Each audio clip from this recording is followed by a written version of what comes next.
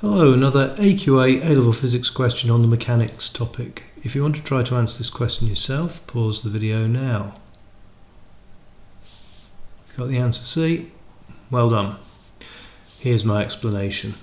A car of mass 1000 kilograms accelerates uniformly from rest to a speed of 25 meters per second in 50 seconds.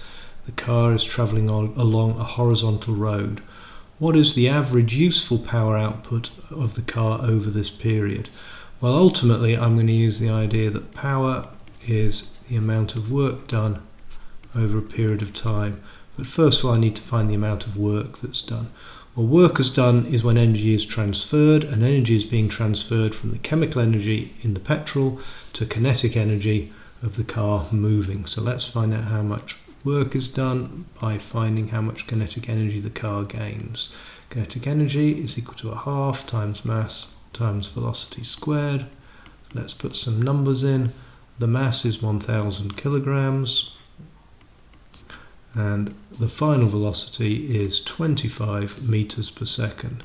So the kinetic energy gained is 312,500 joules.